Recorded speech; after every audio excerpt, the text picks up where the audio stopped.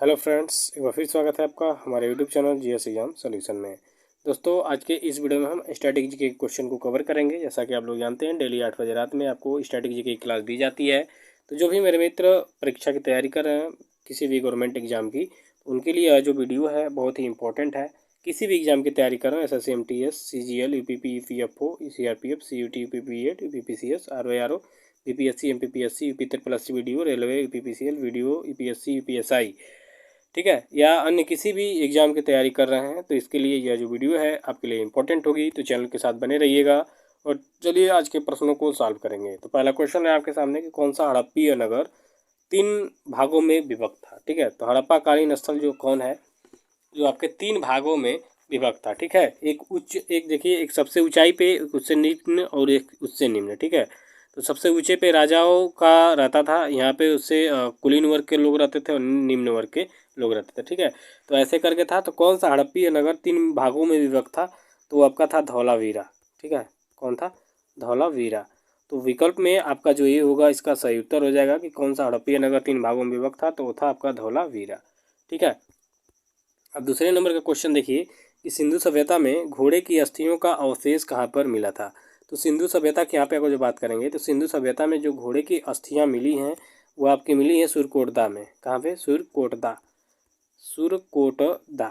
ठीक है, यहाँ पे घोड़े की अस्थियाँ मिली हैं हड़प्पा सभ्यता में। तो हड़प्पा सभ्यता की खुदाई पुरातात्विक स्थल जो सुरकोटदा है, यहाँ पे घोड़े की अस्थियाँ मिली हैं। ये आपके विकल्प में भी जो सही दिख रहा है इसका सही उत्तर होगा।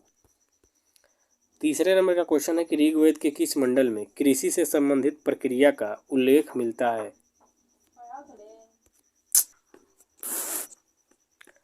तो इसका जो राइट आंसर हो जाएगा, कृषि से संबंधित जो प्रक्रिया का उल्लेख ऋग्वेद के किस मंडल में है, तो आपके चतुर्थ मंडल में है। ठीक है, जो चतुर्थ मंडल है इसमें कृषि से संबंधित प्रक्रिया का उल्लेख मिलता है ऋग्वेद के चौथे मंडल से। ठीक है, और 9वां जो मंडल है ये सोम देवता को समर्पित है। इससे पहले के एक स्टैटिक जीके में मैं 10वां मंडल बता दिया हूँ, तो थोड़ा सा मुझसे मिस्टेक हो गया है, तो उसके लिए मैं क्षमा प्रार्थी हूँ। लेकिन 9वें मंडल से संबंधित है देवता सोम का। ठीक है, देवता सोम जो है वो ऋग्वेद के 9वें मंडल से संबंधित है और चतुर्थ मंडल में जो है कृषि से संबंधित प्रक्रिया का उल्लेख मिलता है। ठीक है, तो याद रखिएगा। अब चौथे नंबर के प्रश्न में देखिएगा कि ऋग्वैदिक काल में जंगल की जो देवी होती थी उन्हें क्या कहा जाता था। ठीक है, किसे माना जाता था।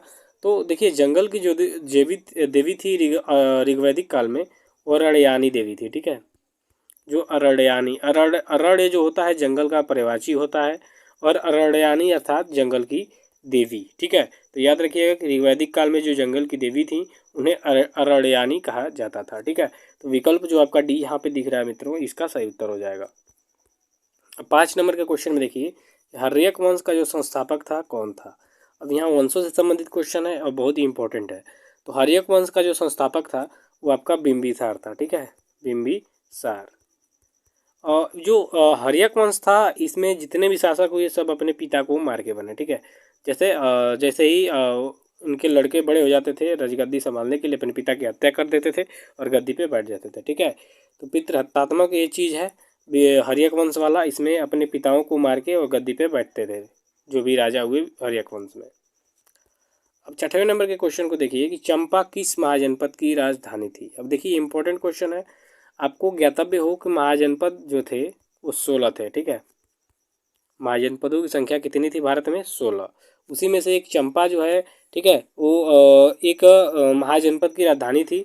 और वो कौन सा महाजनपद था जिसकी राजधानी चंपा है? तो अंग। ठीक है, अंग महाजनपद की जो राजधानी थी वो चंपा थी। ठीक है, तो याद रखिएगा, विकल्प भी हो जाएगा इसका सही उत्तर कि चंपा जो है अंग महाजनपद की राजधानी थी। ठीक है, चलिए, अब महाजनपदों की संख्या 16 थी।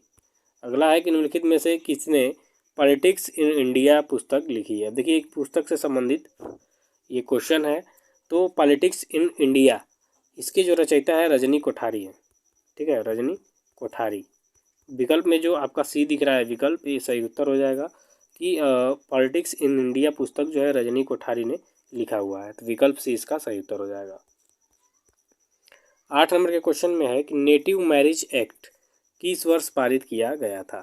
तो नेटिव मैरिज एक्ट, ठीक है, अंग्रेजों के शासनकाल में ये पारित होने वाला एक एक्ट है। ये आपका पारित हुआ था 1872 ईस्वी में। ठीक है, 1872 ईस्वी में। तो याद रखिएगा, नेटिव मैरिज एक्ट ये आपके क्वेश्चन में आ सकता है किस वर्ष पारित किया गया था? 1872 में। 9 नंबर का क्वेश्चन में है कि फतेहपुर सीकरी को विश्व विरासत सूची में कब शामिल किया गया? और फतेहपुर सीकरी में जो है आपका अकबर के द्वारा बनाया हुआ सबसे ऊंचा दरवाज़ा जो है बुलंद दरवाज़ा स्थित है, ठीक है, फतेहपुर सीकरी में। और ये जो बुलंद दरवाज़ा है इसका निर्माण अकबर ने कराया था गुजरात विजय के समय में। तो फतेहपुर सीकरी को विश्व विरासत सूची में शामिल किया गया था आपका 1986 में। कब? 1986 ईस्वी में, ठीक है। ये अकबर के द्वारा बनाया हुआ चीज़ है, तो 1986 इसका क्या हो जाएगा? राइट आंसर हो जाएगा, विकल्प ए। 10 नंबर का क्वेश्चन देखिए कि वेदांगों की जो संख्या है कुल वो कितनी होती है? देखिए ये हमारे पुराणों से संबंधित चीज़ें, वेद पुराण वेदांग, ठीक है, वो ये सब चीज़ें हैं। तो वेदांगों की जो संख्या होती है 6 होती है। आपके जो वेद होते हैं 4 होते हैं, 108 आपकी उपनिषदें होती हैं और 18 महापुराण होते हैं, ठीक, पुराण होते हैं, ठीक है, याद रखिएगा। तो इसका राइट आंसर हो जाएगा 6। वेदांगों की संख्या कितनी है? 6। वेदों की संख्या कितनी है? 4। एक बार देख लीजिए ध्यान से, एक ही भी टाइम इस क्वेश्चन में खत्म हो जाएगा। वेदांगों की संख्या है 6, वेदों की संख्या है 4, उपवेद भी आपके 4 हैं, ठीक है, और 108 आपकी उपनिषदें हैं और 18 आपके पुराण हैं, ठीक है, याद रखिएगा। चलिए 11 नंबर का क्वेश्चन देख लीजिए कि निम्नलिखित में से किसमें ऋणात्मक आवेश होता है? तो इनमें से किसमें ऋणात्मक आवेश होता है? तो दोस्तों वो है आपका बीटा किरण, ठीक है, बीटा किरण। तो यहाँ पे विकल्प जो सी है इसका सही उत्तर हो जाएगा कि निम्नलिखित में से किसमें ऋणात्मक आवेश होता है? बीटा किरण में। अगला क्वेश्चन है 12 नंबर का कि गोबर गैस में मुख्यतः कौन सी गैस होती है? तो गोबर गैस में मुख्यतः गैस की अगर जो बात करेंगे तो होती है आपकी मीथेन। यहाँ पे प्रोपेन हो गया है, या थोड़ा सा मिस्टेक हो गया टाइपिंग में, ठीक है, मीथेन होना चाहिए लेकिन मीथेन नहीं है, तो मीथेन कर लेंगे, ठीक है। गोबर गैस में मुख्यतः मीथेन गैस पाई जाती है, तो विकल्प जो आपका डी है इसका सही उत्तर हो जाएगा। अगले क्वेश्चन 13 नंबर पे है कि एलपीजी का मुख्य घटक है। तो एलपीजी का जो मुख्य घटक होता है ब्यूटेन होता है। कौन होता है? ब्यूटेन।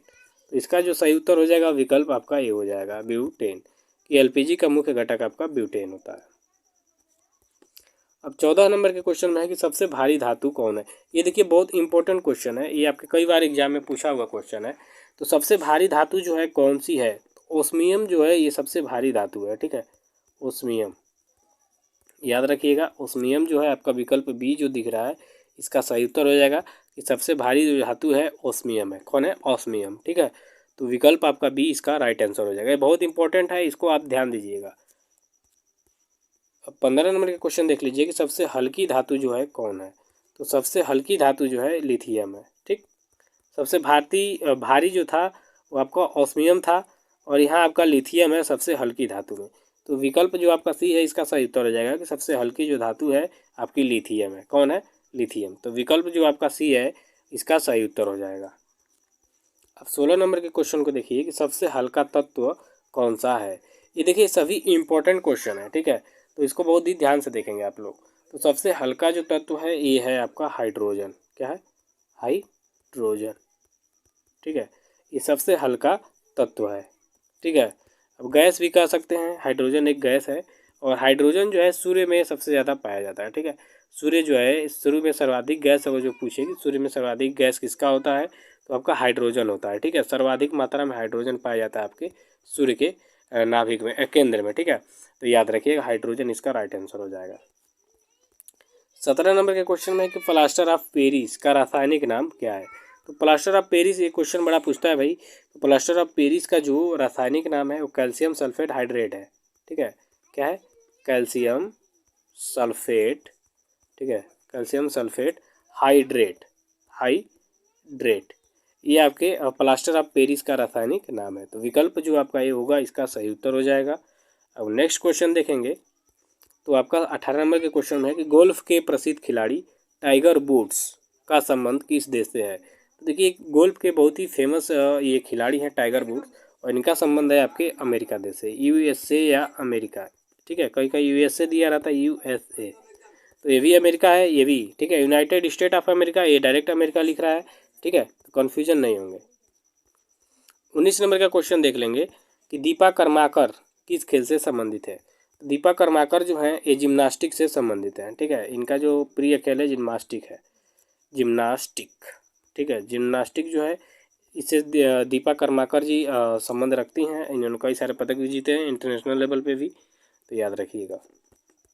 20 नंबर का क्वेश्चन है कि वर्धमान जो ट्रॉफी है किस खेल से संबंधित है। तो दोस्तों जो वर्धमान ट्रॉफी है, ये ट्रॉफियों से क्वेश्चन बड़ा पूछता है, तो याद रखिएगा ये भारोत्तोलक से संबंधित है, यानी भार जो पहलवान लोग उठाते हैं भारोत्तोलक, उससे संबंधित है ये वर्धमान ट्रॉफी। तो विकल्प में जो आपका डी होगा, इसका राइट आंसर हो जाएगा कि वर्धमान जो ट्रॉफी है भारोत्तोलक से संबंधित है। ठीक है, भारोत्तोलक जो खेल होता है इससे संबंधित है वर्धमान ट्रॉफी। तो थैंक यू आपका हमारे वीडियो के लास्ट तक बने रहने के लिए, धन्यवाद बहुत बहुत। अगले वीडियो के लिए हमारे साथ जुड़े रहिए।